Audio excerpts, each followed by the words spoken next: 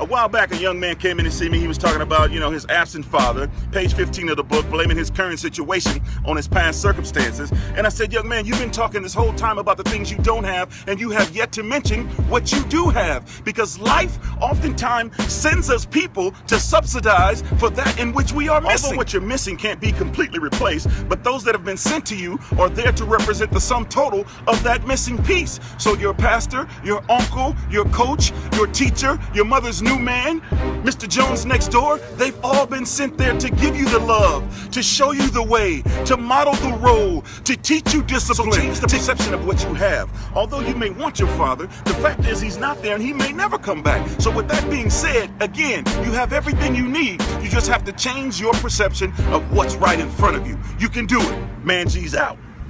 Hey, I got a news flash for some of you. People don't recognize you by your words. They only know you by your actions. Because you see, you said some things before. You said some great things, some tremendous things. The problem is your actions rarely match your words. Now, your friends may not tell you this, but I will, because you're that guy. You're that girl. Because you feel the need to talk about yourself all the time. All the time. And your friends consider you a Mr. Me Too. Somebody says they've gone to Egypt, you said, oh, me too. Or even worse, a one-upper. If they've been to the moon, you've been to Mars. If you're this person, stop it. Knock it off. Change that undesirable trait about you, and the good news is you have that ability. But the change, in order for it to be eternal, it has to be internal. Because you can change your address, but that's still you living at that address. You can change your friends, but that's still you telling the same old lies to your new friends. You don't have to lie to kick it. Respect those around you with the truth of your actions. You can keep your word. What in the world is happening with our men today? We need a complete resurrection and revitalization of our species. The species that was built on the premises that you provide for your family, you protect your family, you raise your own children no matter what and without excuse. We need to exhume the characteristics of being first and last. First to wake, last to sleep. First to attack, last to retreat. And use words like please, thank you, ma'am, sir. And exhibit characteristics of respect and unselfishness. I mean, open the door for someone. Show up for your friends. Keep your damn word. Tell your woman how beautiful she is from time to time. And can someone please tell me what in the hell is a skinny jean? And come on, man. Pull your damn pants up. I mean, the only time I ever saw my pop's pants sagging is when he was fixing something. Either a car, working in the yard, replacing the garbage disposal, man stuff. Because with the state of affairs that are happening in the world today, it's beyond go time for us, fellas.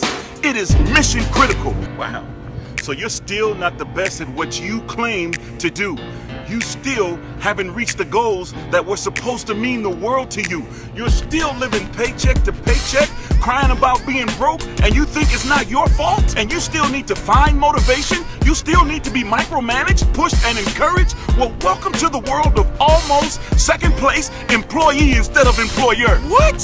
What are you doing? Because it's evident in regards to what you're not doing. You're not waking up with intent, purpose, passion, fire, complete and absolute starvation. And with all these things you say you want for yourself, for your family, for your team, you're still waking up and asking yourself the question, what should I do today?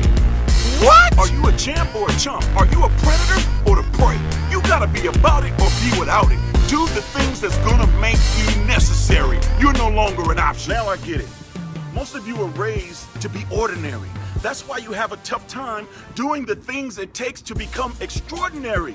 That's why you would rather seek security versus opportunity. That's why you would rather blend in instead of stand out.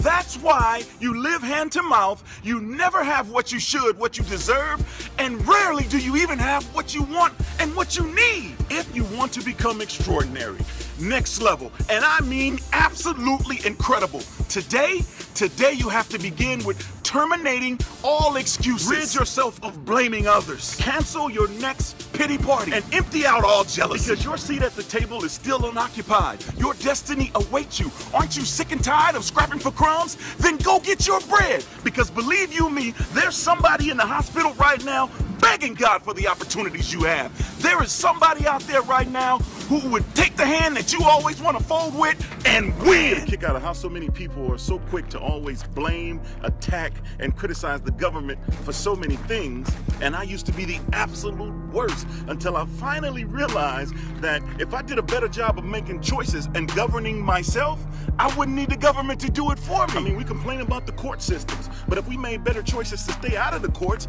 then that would probably be a non-issue, and we can save it for the victims.